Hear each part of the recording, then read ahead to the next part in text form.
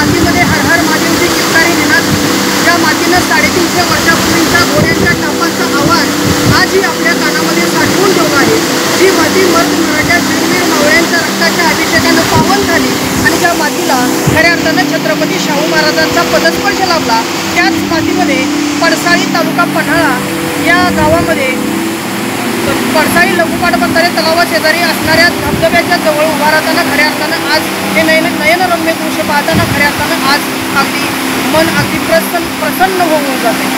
तिच्या कुशीतून स्वराज्याचं देखणं स्वप्न साकार झालं त्या राष्ट्रमाता राजमाता माँसाहेब जिजाऊ ज्या महापुरुषाने हे स्वप्न सत्यामध्ये उतरवलं, ते राजा शिवछत्रपती आणि माणसाला माणूस म्हणून कसं जगायचं आणि कसं वागायचं हे ज्या राजानं शिकवलं ते लोकराजा राजश्री छत्रपती शाहू महाराज।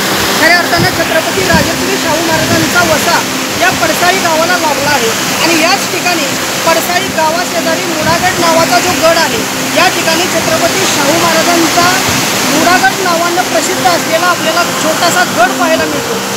अतिशय सुंदर असं देखणं रूप या पडसाळी गावामध्ये त्यांचं वसलेलं आहे। या ठिकाणी छत्रपती शाहू महाराजांच्या काळामध्ये त्यांनी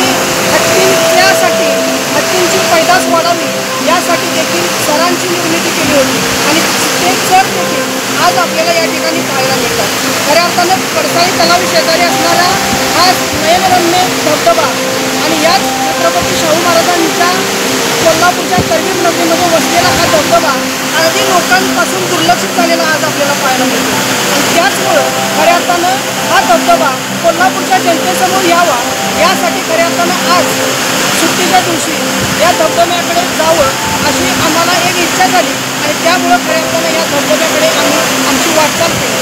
खऱ्या अर्थानं पडसाळी लघुपाट बंधारे तलावे शेजारूनच एक छोटीशी नागमोडी वळणं या ठिकाणी आपल्याला पाहायला मिळतात।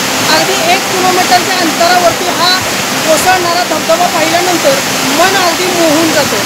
खऱ्या अर्थानं तुम्ही देखील या ठिकाणी धबधब्याला यावा, अगदी अतिशय चांगल्या पद्धतीनं हा धबधबा आपल्याला पाहायला मिळतो। धन्यवाद।